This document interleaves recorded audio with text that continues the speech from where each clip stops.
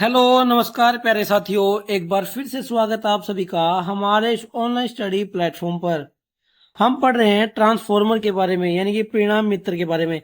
आज जो अपनी ट्रांसफार्मर की 5वीं क्लास रहने वाली है। कौन सी 5वीं क्लास? इससे पहले जो हम ट्रांसफार्मर की 4 क्लास अपनी कंप्लीट कर चुके हैं, जिसमें मैंने आपको बताया कि ट्रांसफार्मर किस तरीके से कार्य करता है और क्या उसका कार्य सिद्धांत होता है, क्या उसकी ईएमएफ इक्वेशन होती है, ट्रांसफॉर्मेशन रेशियो के बारे में हमने पढ़ा है। और भी जो है हमने बहुत कुछ पढ़ा है ट्रांसफार्मर की पिछली 4 क्लासेस में। अगर आपने अभी तक वो 4 क्लासेस नहीं देखी है तो पहले आप हमारी वो क्लास देख लीजिए, ताकि आपको ट्रांसफार्मर का बेसिक समझ आ जाए। हाँ दोस्तों, अगर आप हरियाणा एलएमएसए की तैयारी कर रहे हैं तो लगातार हमारे इस बैच से जुड़े रहिए, ताकि आने वाले हर एग्जाम में आपको इसकी हेल्प मिल सके। अगर आपका कोई फ्रेंड है वो भी हरियाणा एलएमएसए या फिर सेंटर के कोई भी एग्जाम जैसे डीआरडीओ, इसरो, बार्क में टेक्नीशियन की पोस्ट के लिए तैयारी कर रहा है, तो आप उसे भी हमारे इस बैच के बारे में बता सकते हैं, ताकि उसको भी कुछ ना कुछ हेल्प मिल सके। आज की क्लास में हम क्या पढ़ने वाले हैं? आज की क्लास में पढ़ने वाले हैं जो ट्रांसफार्मर के अंदर लॉस होते हैं। क्या? ट्रांसफार्मर के अंदर जो लॉसेस होते हैं उसके बारे में हम पढ़ने वाले हैं। और जो ट्रांसफार्मर की टेस्टिंग होती है, क्या टेस्ट करते हैं, कौन सी जो लॉसेस निकालने के लिए हम टेस्ट निकाल करते हैं ट्रांसफार्मर की, उसके बारे में आज पढ़ेंगे। और ट्रांसफार्मर की एफिशिएंसी के बारे में भी पढ़ेंगे आज की क्लास में।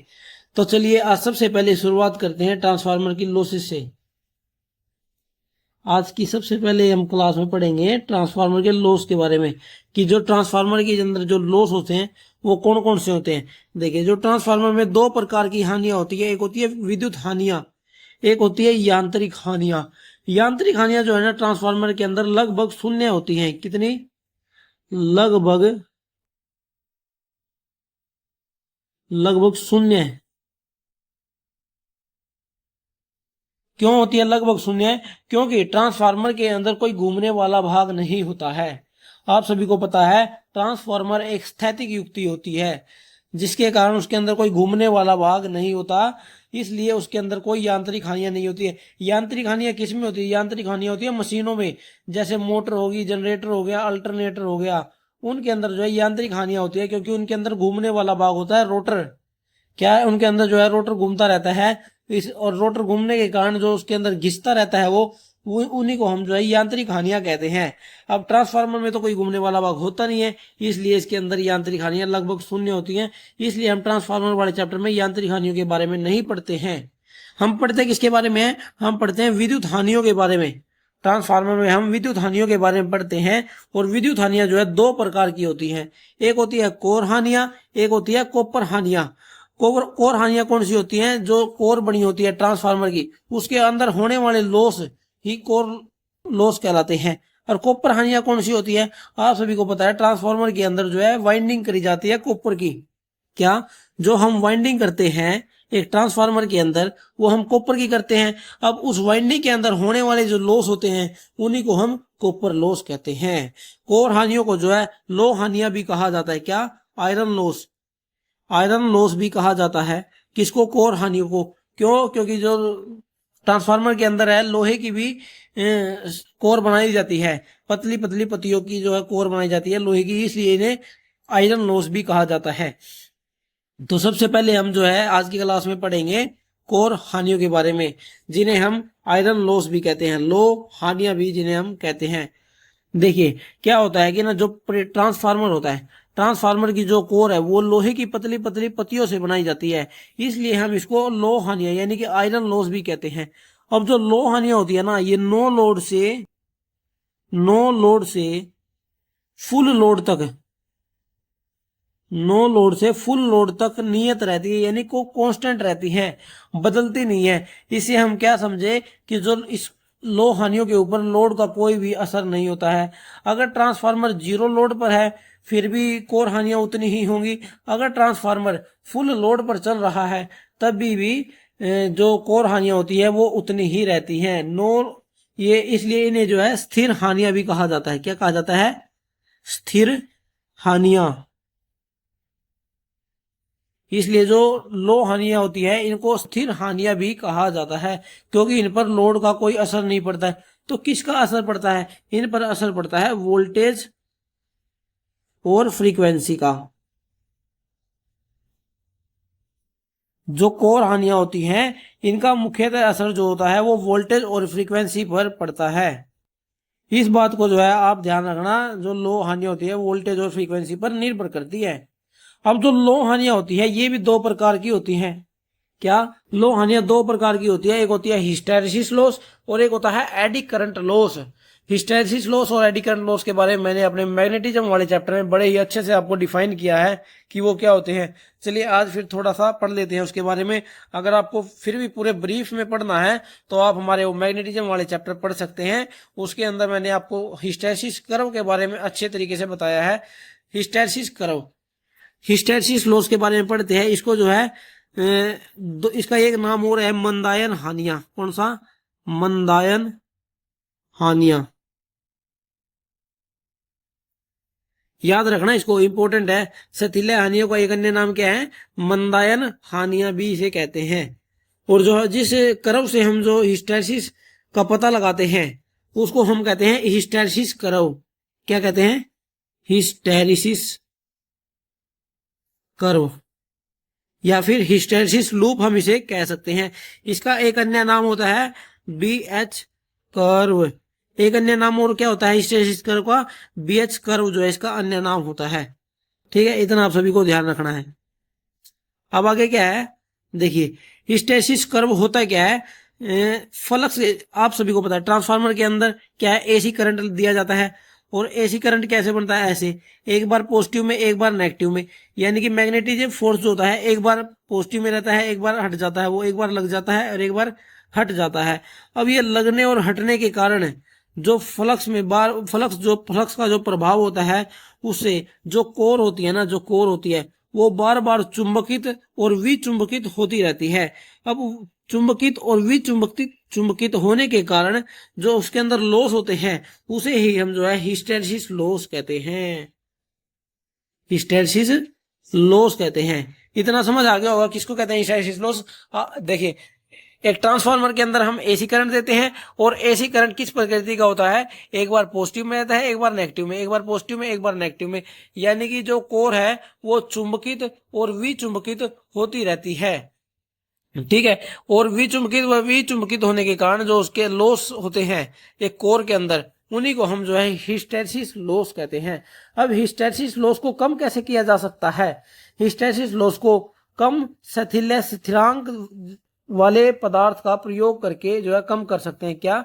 जो कोर होती है, कोर को हम कम सथिल्य स्थिरांक वाला जो पदार्थ होता है, जैसे सिलिकॉन स्टील होता है, सिलिकॉन स्टील का जो हिस्टैरिसीस स्थिरांक है वो बहुत ही कम होता है, इसलिए जो हम सिलिकॉन स्टील का प्रयोग करते हैं ट्रांसफार्मर के अंदर। और जो वो होती है वो CRGO प्रकृति की होती है। किसकी? CRGO कोर होती है वो, यानी कि कोल्ड रोल्ड ग्रेन ओरिएंटेड। क्या फुल फॉर्म होती है CRGO की? Cold rolled grain oriented.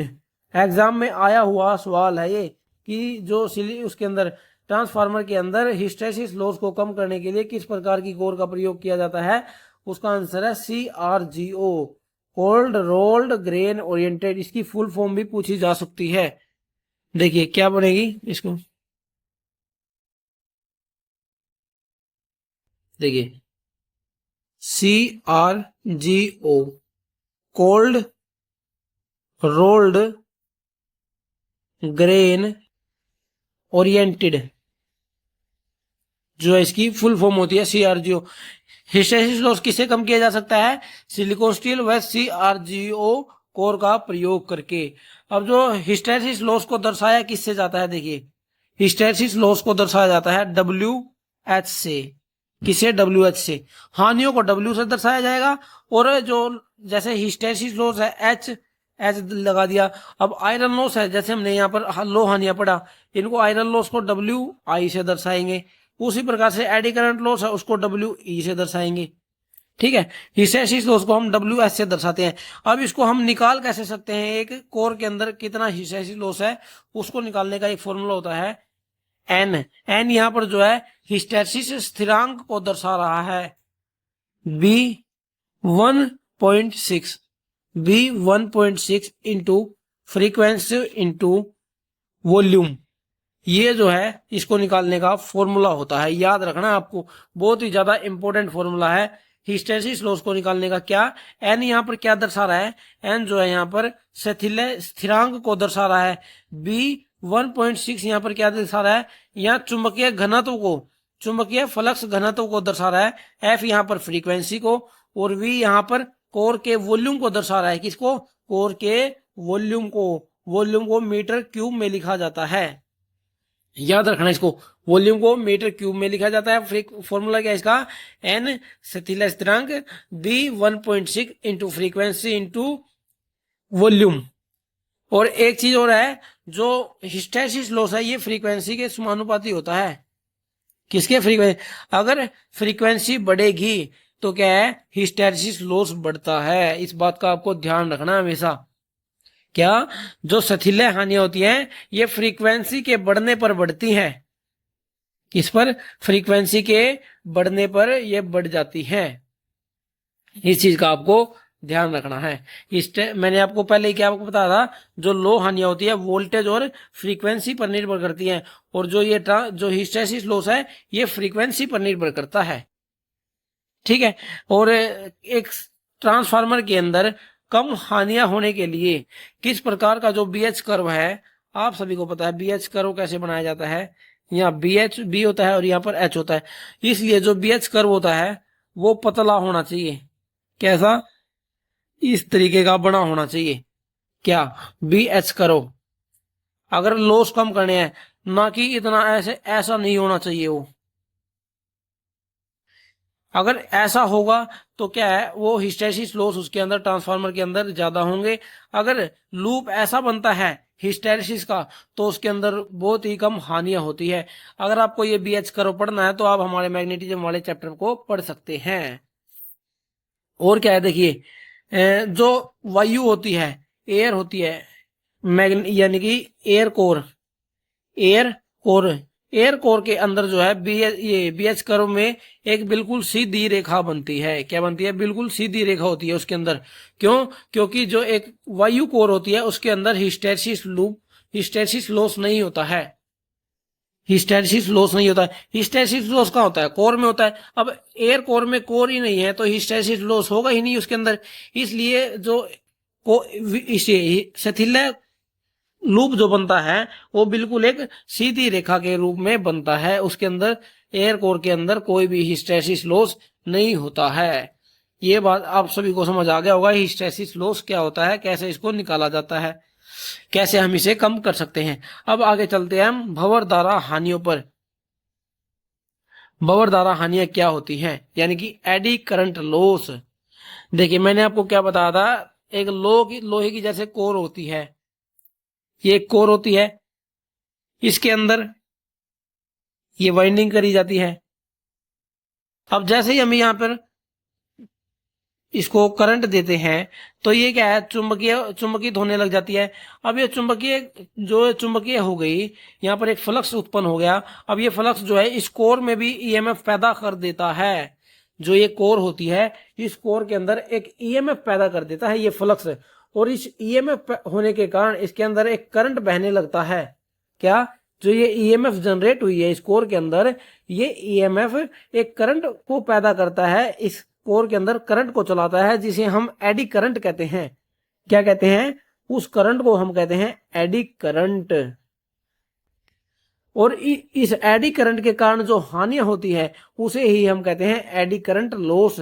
AD current loss आपको समझ आ गया होगा, एक कोर के अंदर एक ईएमएफ पैदा होता है जिसके कारण उसके अंदर एक धारा बहने लगती है, उस धारा को ही एडी करंट कहते हैं, और उस धारा के कारण होने वाले लॉस को ही एडी करंट लॉस कहा जाता है। एडी करंट लॉस को डब्ल्यू से दर्शाया जाता है, यानी कि डब्ल्यू से तो लॉस को और एडी को ई से दर्शाया जाता है।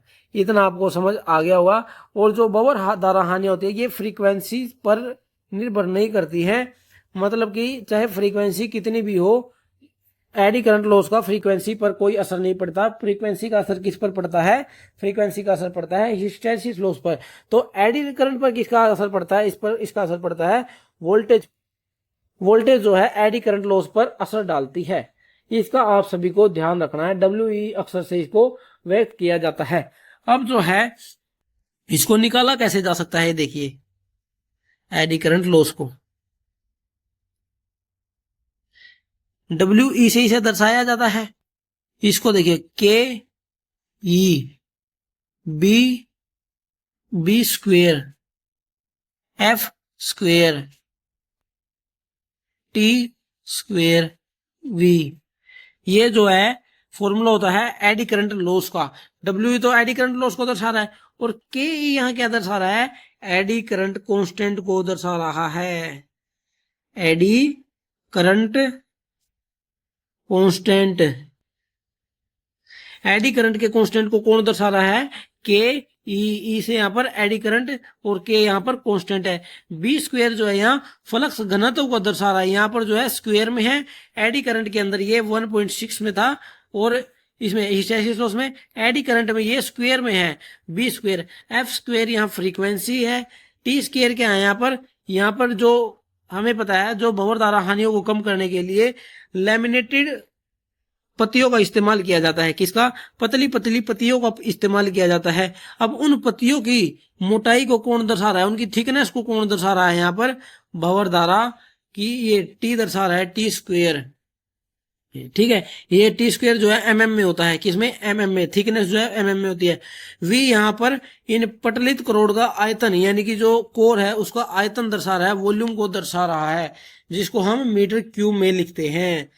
उम्मीद है आप सभी को भंवर धारा हानियों का फॉर्मूला अच्छे तरीके से समझ आ गया होगा। एक बार फिर से देखते हैं के ई यहाँ पर क्या दर्शा रहा है, एडी करंट के कांस्टेंट को दर्शा रहा है। बी यहाँ पर फ्लक्स घनत्व को दर्शा रहा है। एफ यहाँ पर फ्रीक्वेंसी को, टी यहाँ पर कोर की थिकनेस को दर्शा रहा है और वी यहाँ पर कोर के वॉल्यूम को दर्शा रहा है। इतना आपको समझ आ गया होगा। अब भंवर धारा हानियों को कम कैसे किया जाता है, इसमें जो है पतली पत्तियों का, पतली लैमिनेटेड पत्तियों का इस्तेमाल किया जाता है। किसका इस्तेमाल किया जाता है, पतली लैमिनेटेड पत्तियों का इस्तेमाल किया जाता है। कितनी पतली, 0.35 mm से 0.5 mm तक के बीच में होती हैं। किसके बीच में, 0.35 mm से 0.5 mm के बीच में जो है इनकी मोटाई को रखा जाता है। उम्मीद आप सभी को भंवर धारा हानियां अच्छे तरीके से समझ आ गई होंगी। अब जो है आगे चलते हैं, आगे हम पढ़ते हैं ताम्र हानियां यानी कि कॉपर लॉस के बारे में। कॉपर लॉस कौन से होते हैं, देखिए ट्रांसफार्मर के अंदर जो वाइंडिंग की जाती है, क्या, ट्रांसफार्मर के अंदर जो वाइंडिंग की जाती है वो कॉपर की जाती है। अब जो वाइंडिंग है वो गर्म हो जाती है, गर्म होने के कारण जो है उसका इंसुलेशन नष्ट होने लग जाता है कॉपर का, तो उन्हीं जो उसके अंदर लॉस होते हैं उन्हीं को हम कॉपर लॉस कहते हैं। ठीक है, लेकिन देखिए पहले हमने देखा लो हानियों के बारे में यानी कि आयरन लॉस के बारे में। आयरन लॉस जो है लोड पर निर्भर नहीं करती है, लोड पर निर्भर नहीं करते हैं आयरन लॉस, नो लोड से फुल लोड तक समान ही रहती है, इसलिए उनको स्थिर हानियां कहा जाता है। लेकिन जो कॉपर लॉस है ये लोड पर निर्भर करने वाली हानियां होती हैं। किस पर, लोड पर जो निर्भर करती हैं वो हानियां कॉपर लॉस कहलाती है। और लोड जो है ट्रांसफार्मर के अंदर घटता व बढ़ता रहता है, इसलिए इनको परिवर्तित हानियां भी कहा जाता है। परिवर्तित हानियां, क्या कहा मैंने, जो एक ट्रांसफार्मर के अंदर लोड जो है कम ज्यादा होता रहता है और जो कॉपर लॉस होते हैं ये लोड पर निर्भर करते हैं, इसलिए कम ज्यादा होने के कारण ये हानियां भी कम ज्यादा होती रहती हैं, इसलिए इनको हम परिवर्तित हानियां कहते हैं। आयरन लॉस को हम स्थिर हानियां इसलिए कहते हैं क्योंकि उसके अंदर वो लोड पर निर्भर नहीं करती है, वो एक कोर के अंदर स्थिर ही रहती है, इसलिए उनको स्थिर हानियां कहा जाता है। अब जो है आप सभी को पता है जो वाइंडिंग है वो दो प्रकार की होती है, एक प्राइमरी वाइंडिंग होती है, एक सेकेंडरी वाइंडिंग होती है, इसलिए दोनों के अंदर लॉस होते हैं, उनको कॉपर लॉस कहा जाता है। अब इनको निकालने का फॉर्मूला क्या है, इसको दर्शाया जाता है डब्ल्यू सी से। डब्ल्यू को यहाँ पर आई लॉस और सी यहाँ पर कॉपर को दर्शा रहा है। अब इसको निकालने का फॉर्मूला है आई पी स्क्वेयर और R P plus I S square plus R S. सभी को पता है जो कॉपर लॉस होता है, पी का फॉर्मूला क्या होता है, आई स्क्वेयर आर होता है। क्या होता है, आई स्क्वेयर आर। यानी कि जो लॉस होता है वो पावर के रूप में होता है, वो पावर लॉस ही तो करता है कॉपर लॉस। इसलिए इसको दर्शाया किससे जाता है, इसको दर्शाया जाता है आई यानी कि प्राइमरी में करंट और प्राइमरी का रेजिस्टेंस, प्राइमरी सेकेंडरी में करंट गुणा प्लस में सेकेंडरी में रेजिस्टेंस। आईपी यहाँ पर प्राइमरी करंट को, आरपी यहाँ पर प्राइमरी के प्रतिरोध को, आई एस यहाँ पर सेकेंडरी के करंट को और आर एस सेकेंडरी के रेजिस्टेंस को दर्शा रहा है। ठीक है। अब आप कहेंगे सर इसको कम कैसे किया जा सकता है, कॉपर लॉस को कम कैसे किया जाता है। कॉपर लॉस को कम करने के लिए ऐसे कॉपर का इस्तेमाल किया जाता है जिसका प्रतिरोध बहुत ही कम हो। प्रतिरोध को कम करके हम जो है कॉपर लॉस को कम कर सकते हैं। इसलिए जो वाइंडिंग होती है, प्राथमिक व द्वितीयक वाइंडिंग जो होती है, उसके प्रतिरोध कम से कम होना चाहिए, बहुत ही ज्यादा कम होना चाहिए।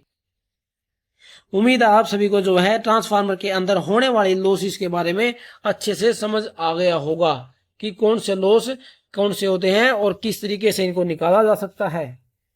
अब आगे चलते हैं ट्रांसफार्मर के अंदर होने वाली टेस्टिंग के बारे में। जो इसके अंदर जो ये लॉस होते हैं इनको कैसे निकाला जा सकता है। इनको निकालने के जो है 3 तरीके हैं। एक तो होता है ओपन सर्किट टेस्ट, एक होता है शॉर्ट सर्किट टेस्ट, एक होता है संपनर परीक्षण यानी कि संपनर टेस्ट। ठीक है। इन टेस्टों के द्वारा जो है हम इसके लॉसेस को निकाल सकते हैं। सबसे पहले हम पढ़ेंगे ओपन सर्किट परीक्षण के बारे में। देखिए ओपन सर्किट टेस्ट क्या होता है, नाम से ही पता चल रहा है, ये जो है सर्किट जो होता है ओपन होता है। जो इसकी सेकेंडरी वाइंडिंग होती है, सेकेंडरी वाइंडिंग को ओपन रखा जाता है। क्या रखा जाता है, खुला रखा जाता है। सबसे पहले आप ये समझिए जो ओपन सर्किट टेस्ट है इसको ये किस हानियों को निकालने के लिए किया जाता है, ये किया जाता है आयरन लॉस को निकालने के लिए। किसको, लो हानियों को निकालने के लिए किया जाता है। और ये जो टेस्ट है ये नो लोड पर किया जाता है। हम सभी को पता है जो आयरन लॉस होते हैं इनका लोड पर कोई असर नहीं होता, चाहे आप यहाँ पर लोड लगाओ या नहीं लगाओ, इससे आयरन लॉस पर कोई फर्क नहीं पड़ता है। इसलिए जो हम ये टेस्ट है ये ओपन करते हैं, ओपन सर्किट करते हैं, इस पर कोई भी लोड नहीं लगाया जाता है। और जो ओपन रखी जाती है जोन सी वाइंडिंग वो होती है एचवी वाइंडिंग यानी कि हाई वोल्टेज वाइंडिंग। और जो वाट मीटर, यहाँ पर एक वाट मीटर लगा हुआ है, एक वोल्ट मीटर लगा हुआ है और एक एम मीटर लगा हुआ है। जो एम मीटर, वोल्ट मीटर और वाट मीटर लगाए जाते हैं वो लो वोल्टेज साइड पर लगाए जाते हैं और हाई वोल्टेज साइड को ओपन रखा जाता है। इस बात को आपको ध्यान रखना है, बहुत ही ज्यादा इंपॉर्टेंट बात बता रहा हूं। जो हाई वोल्टेज वाइंडिंग है उसको खुला छोड़ा जाता है और लो वोल्टेज वाइंडिंग को करंट दिया जाता है यानी कि सोर्स करंट दिया जाता है। और लो वोल्टेज वाइंडिंग की तरफ ही वोल्ट मीटर, वाट मीटर और एम मीटर को लगाया जाता है। ठीक है। और जो ये टेस्ट है ये निर्धारित वोल्टेज और फ्रीक्वेंसी पर किया जाता है, क्योंकि हम सभी को पता है जो आयरन लॉस होते हैं वोल्टेज और फ्रीक्वेंसी पर निर्भर करते हैं। ठीक है। इसमें जो करंट का मान होता है सेकेंडरी की तरफ वो बहुत ही कम होता है। मान लीजिए जो फुल लोड होता है, फुल लोड का 2 से केवल 5% ही होता है। इसलिए जो हम इसके अंदर जो कॉपर लॉस होते हैं उनको नगण्य मानते हैं। क्या इसमें जो करंट बहुत ही कम होता है यानी कि लोड तो होता ही नहीं है इस पे, इसलिए और जो कॉपर लॉस होते हैं वो लोड पर निर्भर करते हैं, इसलिए हम इसके अंदर कॉपर लॉस को नगण्य मानते हैं क्योंकि इसके अंदर लोड नहीं होता है। और एक और बात है, जो इसके अंदर मीटर यूज किया जाता है वो लो पावर फैक्टर का मीटर यूज किया जाता है। Low power factor metre, low power factor metre इसके अंदर प्रयोग किया जाता है। ओपन सर्किट टेस्ट आपको समझ आ गया होगा। हाई वोल्टेज वाइंडिंग को ओपन छोड़ा जाता है, लो वोल्टेज वाइंडिंग को सोर्स करंट दिया जाता है, लो वोल्टेज वाइंडिंग की तरफ ही वोल्ट मीटर, वाट मीटर और एम मीटर को जोड़ा जाता है। और ये जो टेस्ट है वोल्टेज और फ्रीक्वेंसी पर किया जाता है। लोड ना होने के कारण इसके अंदर बहुत ही कम करंट जाता है, जिसका मान होता है 2 से 5% के बीच में। इसलिए हम इसके अंदर कॉपर लॉस को नगण्य मानते हैं और इसके अंदर लो पावर फैक्टर मीटर का प्रयोग किया जाता है। ओपन सर्किट टेस्ट आप सभी को अच्छे तरीके से समझ आ गया होगा। अब चलते हैं शॉर्ट सर्किट परीक्षण पर। शॉर्ट सर्किट परीक्षण, जो शॉर्ट सर्किट परीक्षण होता है इसको फुल लोड पर किया जाता है। फुल लोड पर जो है ये टेस्ट किया जाता है। फुल लोड कैसे दे दिया हमने? फुल लोड ऐसे दे दिया जो इसकी सेकेंडरी वाइंडिंग हो गई, सेकेंडरी वाइंडिंग को हमने इसको शॉर्ट कर दिया। क्या कर दिया? देखिए सेकेंडरी वाइंडिंग को हमने इसके शॉर्ट कर दिया। ये प्राइमरी वाइंडिंग होगी और ये सेकेंडरी वाइंडिंग हो गई। अब जो शॉर्ट सर्किट टेस्ट है ये किसको निकालने के लिए किया जाता है? ये कॉपर लॉस को निकालने के लिए किया जाता है। कॉपर लॉस को निकालने के लिए जो किस टेस्ट को किया जाता है? शॉर्ट सर्किट टेस्ट को किया जाता है। इसमें क्या होता है? इसमें हाई वोल्टेज वाइंडिंग को सोर्स करंट दिया जाता है। इसमें ओपन सर्किट का बिल्कुल विपरीत होता है। इसमें क्या होता है? जो लो हाई वोल्टेज वाइंडिंग होती है, हाई वोल्टेज वाइंडिंग को सोर्स करंट दिया जाता है और लो वोल्टेज साइड को शॉर्ट सर्किट कर दिया जाता है। इस चीज का आपको ध्यान रखना है। और जो शॉर्ट सर्किट टेस्ट होता है इसके अंदर आयरन लॉस को नगण्य माना जाता है। किसको? आयरन लॉस को नगण्य माना जाता है। ऐसा क्यों किया जाता है? क्योंकि जो इसके प्राथमिक है, जो प्राथमिक वाइंडिंग है, यहाँ पर जो है इसकी वोल्टेज का मान बहुत ही कम होता है। एग्जाम में आया हुआ सवाल है ये कि जो शॉर्ट सर्किट टेस्ट है उसमें लो हानियों का नगण्य कैसे माना जाता है। उसमें ऑप्शन आया हुआ था कि जो प्राथमिक वाइंडिंग होती है, जो प्राथमिक वाइंडिंग होती है वहां पर वोल्टेज का मान बहुत ही कम होता है, इसलिए जो है हम इसके अंदर आयरन लॉस को नगण्य मानते हैं। और क्या होता है? हाई वोल्टेज साइड की तरफ वोल्टमीटर, वाटमीटर और एमीटर को कनेक्ट किया जाता है और लो वोल्टेज साइड को शॉर्ट सर्किट कर दिया जाता है। और इसके अंदर जो है हाई पावर फैक्टर मीटर का प्रयोग किया जाता है। हाई पावर फैक्टर, इसके अंदर क्या है? हाई पावर फैक्टर मीटर का प्रयोग किया जाता है। ठीक है दोस्तों, इसका आपको समझ आ गया। और जो ये परीक्षण है ये निर्धारित धारा पर किया जाता है। निर्धारित धारा का क्या मतलब है यहाँ पर? यानी कि जो करंट रेटिंग है, करंट रेटिंग पर किया जाता है। करंट रेटिंग पर जो आयरन ये ओपन सर्किट लॉस था, ओपन सर्किट टेस्ट, ये वोल्टेज और फ्रीक्वेंसी, निर्धारित वोल्टेज और निर्धारित फ्रीक्वेंसी पर किया जाता है। और जो शॉर्ट सर्किट टेस्ट होता है ये निर्धारित करंट पर यानी कि करंट रेटिंग पर किया जाता है। आप सभी को जो है शॉर्ट सर्किट टेस्ट अच्छे तरीके से समझ आ गया होगा कि शॉर्ट सर्किट टेस्ट किसको निकालने के लिए किया जाता है, किस तरीके से किया जाता है, कौन सी वाइंडिंग को शॉर्ट किया जाता है, कौन सी वाइंडिंग को सोर्स करंट दिया जाता है। ठीक है, अब चलते हैं संपन्नर परीक्षण पर। बहुत ही ज्यादा इंपॉर्टेंट है। क्या है? बहुत ही ज्यादा इंपॉर्टेंट है संपन्नर परीक्षण। संपन्नर परीक्षण क्या है? किसको इसको बैक टू बैक, क्या बैक टू बैक टेस्ट भी कहा जाता है। संपन्नर परीक्षण का अन्य नाम क्या है? कि back to back test. Back to back test, जो इससे हम किसको निकाल सकते हैं? जो ट्रांसफार्मर की एफिशिएंसी है, एफिशिएंसी और वोल्टेज रेगुलेशन, वोल्टेज रेगुलेशन और तापमान, टेम्परेचर भी निर्धारण कर सकते हैं कि टेम्परेचर कितना बढ़ता है। नो लोड से फुल लोड पर जब हम जाते हैं तो टेम्परेचर कितना बढ़ता है, ये सब जो हम संपन्नर टेस्ट से निकाल सकते हैं। अब संपन्नर टेस्ट किया कैसे जाता है वो भी देख लीजिए। देखिए क्या होता है, इसमें दो ट्रांसफार्मर लिए जाते हैं। एक ट्रांसफार्मर ये हो गया T1, एक ट्रांसफार्मर ये हो गया T2।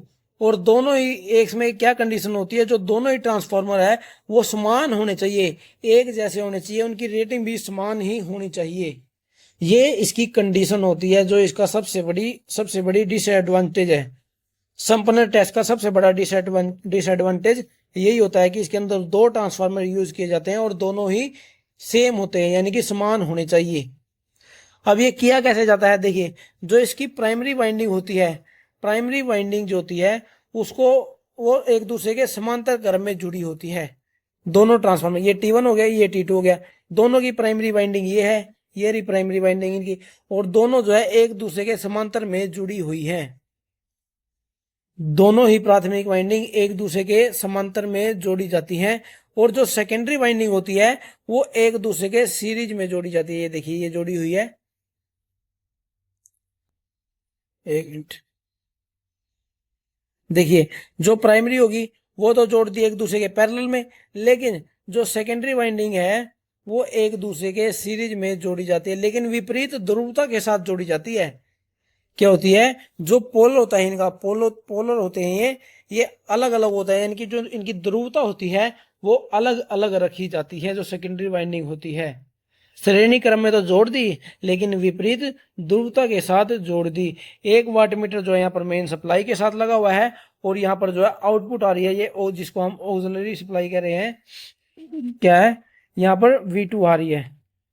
1 वाट मीटर यहाँ पर लगा हुआ है, यहाँ पर एक सेंट्रीफ्यूगल स्विच लगा हुआ है। ठीक है, ये ऐसे किया जाता है संपनर टेस्ट, बैक टू बैक जो है इसका टेस्ट का नाम रखा गया है। इससे जो हम ट्रांसफार्मर की एफिशिएंसी, वोल्टेज रेगुलेशन व टेम्परेचर का निर्धारण कर सकते हैं। 2 ट्रांसफार्मर की आवश्यकता होती है, दोनों ही समान होने चाहिए। ठीक है, और इसके क्या है, इसके जो लाभ होते हैं वो लाभ क्या है, ये जो है परीक्षण कम शक्ति व निम्न करता है। क्या है, जो शक्ति होती है उसका कम लॉस करता है। ये कम शक्ति पर ही जो है इस टेस्ट का प्रयोग किया जा सकता है। और फुल लोड पर जो है हम इसके कॉपर लॉस और आयरन लॉस को निकाल सकते हैं आसानी से जो इसको इसके कॉपर लॉस और आयरन लॉस को भी हम निकाल सकते हैं। तापमान वृद्धि को निकाल सकते हैं कि जिसके अंदर तापमान कितना बढ़ रहा है ट्रांसफार्मर के अंदर, वो भी निकाल सकते हैं। ट्रांसफार्मर की दक्षता और वोल्टेज रेगुलेशन को भी हम इसका निकाल सकते हैं। हानि क्या है इसकी, हानि मैंने आपको बता दी, क्या है, दो वो चाहिए ट्रांसफार्मर और दोनों ही समान होने चाहिए। ठीक है, ये इसकी हानि होती है। और जो ये संपन्नर टेस्ट है, ये जगह भी ज्यादा चाहिए इसको करने के लिए, क्योंकि 2 ट्रांसफार्मर रखने की जगह चाहिए जाती है, इसलिए इसके अंदर जगह भी हमें ज्यादा चाहिए होती है। उम्मीद आप सभी को तीनों टेस्ट जो है समझ आ गए होंगे। बारी बारी से मैंने आपको बता दिया ओपन सर्किट टेस्ट क्यों किया जाता है, कैसे किया जाता है। उसके बाद हमने पढ़ा शॉर्ट सर्किट टेस्ट के बारे में, उसके बाद हमने संपन्नर टेस्ट के बारे में पढ़ लिया है। अब क्या है, हम ट्रांसफार्मर की दक्षता के बारे में पढ़ते हैं।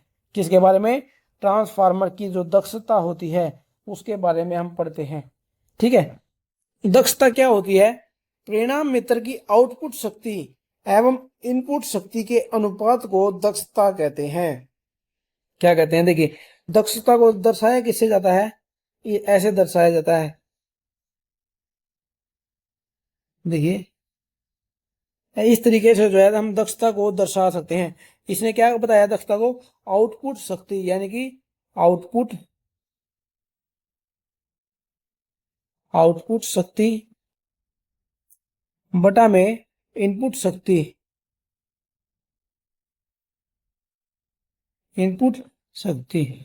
और गुणा में 100% से निकालने के लिए। ठीक है ना, इतना आपको समझ आ गया, क्योंकि यहाँ पर जो दक्षता है ये परसेंटेज में है यहाँ पर। ठीक है, इसलिए हम जो यहाँ पर 100 लगा रहे हैं इसके साथ। क्या होती है परिणाम मीटर की दक्षता, आउटपुट शक्ति बटा में इनपुट शक्ति। अब सवाल में जब भी वो पूछता है ना, जरूरी नहीं है जो वो सवाल में आपको आउटपुट शक्ति भी दे देगा और इनपुट शक्ति भी दे देगा, इसलिए जो है हमें इसे आगे भी इसको सोल्व करना चाहिए।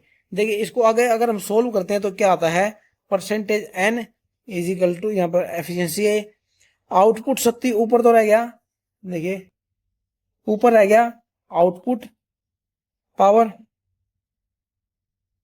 अब इनपुट पावर को हम क्या लिख सकते हैं, इनपुट पावर को हम लिख सकते हैं output power plus loss into 100 लिख सकते हैं, बिल्कुल लिख सकते हैं। जो इनपुट होती है, इनपुट क्या होती है, इनपुट वही होती है जो आउटपुट में निकलती है, लेकिन अंतर कहाँ आ जाता है, अंतर आ जाता है लॉस के ऊपर। इसलिए जो ये होती है इनपुट शक्ति होती है वो क्या होती है, आउटपुट पावर प्लस लॉस ही होते हैं। अब जो लॉस कौन कौन से होते हैं आप सभी को पता है, ऊपर आ गया आउटपुट पावर, नीचे आ गया आउटपुट पावर प्लस लॉस कौन से होते हैं इसके अंदर, एक होते हैं कॉपर लॉस, CL से लिख देता हूं कॉपर लॉस को, एक होते हैं आयरन लॉस जिसे मैं IR से लिख देता हूं। ठीक है, और गुणा में 100 तो है ही। इतना आपको समझ आ गया होगा। लॉस कौन कौन से होते हैं, एक होते हैं कॉपर लॉस, एक होते हैं आयरन लॉस। ठीक है, अब देखिए परसेंटेज एन इजिकल टू, ऊपर आ गया आउटपुट पावर को हम क्या लिख सकते हैं, आउटपुट जो हमें आउटपुट निकलती है रेटिंग केस में दी जाती है ट्रांसफार्मर की केवीए में, केवीए आउट लिख देता हूं यहां पर जिससे हम समझ जाए कि ये आउटपुट पावर की बात कर रहा है, into cos phi, cos phi यहां पर पावर फैक्टर को दर्शा रहा है। और नीचे आ गया ये same to same KVA output into cos phi plus में W C plus W I. देखिए मैंने क्या किया है यहां पर, आउटपुट पावर को हम क्या कह सकते हैं, आउटपुट पावर को हम केवीए में दर्शाते हैं। जो ट्रांसफार्मर की जो आउटपुट होती है वो केवीए में निकलती है। जब भी एक ट्रांसफार्मर की केवीए रेटिंग दी जाती है तो वो उसके आउटपुट से ही दी जाती है। केवीए रेटिंग जो होती है एक ट्रांसफार्मर की वो आउटपुट पावर ही होती है। इसलिए जो आउटपुट पावर को मैंने लिख दिया केवीए आउटपुट, कोस फाई यहाँ पर पावर फैक्टर को दर्शा रहा है, बटा में आउटपुट पावर को वही लिख दिया KVA output into cos phi, plus में लॉस को, कॉपर लॉस को मैंने डब्ल्यू सी लिख दिया और आयरन लॉस को मैंने डब्ल्यू आई लिख दिया है। अब एग्जाम में वो कुछ भी दे आपको सवाल में, देखो अगर वो आपको केवीए रेटिंग दे दे तो इस फॉर्मूले में आप रख सकते हो, और आयरन लॉस और कॉपर लॉस दे दे। अगर वो डायरेक्ट आपको आउटपुट पावर और इनपुट पावर दे दे तो फिर क्या आप करना, आपको क्या करना है, आपको इस फॉर्मूले में रख देना है, आउटपुट शक्ति बटा इनपुट शक्ति, सीधा आपकी क्या आ जाएगी, एफिशिएंसी निकल कर आ जाएगी। अगर वो कॉपर लॉस और आयरन लॉस की बात ना करके करते हुए सीधा ही वो लॉस की बात कर देता है और आउटपुट पावर वो दे देता है तो क्या है, आप इस फॉर्मूले में लगा दे, ना कॉपर लॉस अलग किया उसने ना आयरन लॉस, उसने केवल वहां पर लॉस की बात कर दी तो यहाँ पर आप इस फॉर्मूले में रख सकते हो। इसलिए आप सभी को सभी चीजों का पता होना बहुत ही जरूरी है कि किस, अगर वो एग्जाम में आपको कुछ भी दे दे तो आप एग्जाम में कंफ्यूजन ना हो, जो भी आपको आता हो वो आप आसानी से कर दो। इसलिए आपको सब कुछ आना चाहिए अच्छे तरीके से, इसलिए मैंने आपको इसको सोल्व करके बताया है। उम्मीद आप सभी को जो है ट्रांसफार्मर की दक्षता के बारे में अच्छे तरीके से समझ आ गया हुआ, बिल्कुल आराम से बताया है और अच्छे तरीके से बताया है। अब जो है ट्रांसफार्मर की दक्षता की बात करें हम, क्या है जो ट्रांसफार्मर की जो दक्षता है, जो ट्रांसफार्मर की दक्षता मैक्सिमम कब होती है, सवाल में क्या एग्जाम में पता नहीं क्या पता कितनी बार ये सवाल आ चुका है कि ट्रांसफार्मर की मैक्सिमम दक्षता कब होती है। आपको बता नहीं सकता, क्या पता कितनी बार जो है ये एग्जाम में सवाल आया हुआ है कि मैक्सिमम एफिशिएंसी कब होती है ट्रांसफार्मर की। याद रखना, जब स्थिर हानियां, क्या, जब स्थिर हानियां परिवर्तित हानियों के बराबर हो जाए।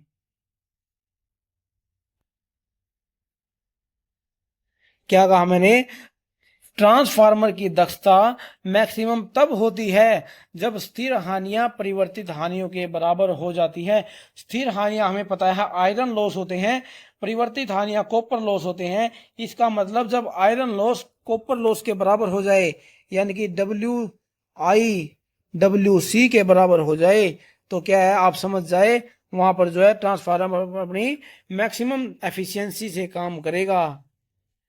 ठीक है दोस्तों, जब कॉपर लॉस जो है आयरन लॉस के बराबर हो जाते हैं तो वहां पर क्या होता है, मैक्सिमम एफिशिएंसी देता है एक ट्रांसफार्मर। और एक चीज और आपको बताना चाहूंगा, कोई नहीं बताएगा आपको, जो केवीए होती है, केवीए रेटिंग होती है, ये फ्रीक्वेंसी के व्युत्क्रमानुपाती होती है, यानी कि इनवर्सली प्रोपोर्शनल होती है, इनवर्सली प्रोपोर्शनल। कोई भी आपको टीचर नहीं बताएगा जो केवीए की जो रेटिंग होती है वो फ्रीक्वेंसी के व्युत्क्रमानुपाती होती है। ठीक है, और जो अधिकतम दक्षता पर परिणाम, मतलब कि अगर केवीए रेटिंग की बात करते हैं ना, देखिए ये तो हमें पता चल गया ट्रांसफार्मर कब अपनी मैक्सिमम एफिशिएंसी से कार्य करता है, जब आयरन लॉस कॉपर लॉस के बराबर होते हैं। अगर हम एफिशिएंसी अगर बात करें अधिकतम दक्षता पर, केवीए मैक्सिमम की बात करें अगर हम, केवीए मैक्सिमम का, तो उसका फॉर्मूला होता है केवीए न्यू इनटू में under root of iron loss upon में कॉपर लॉस।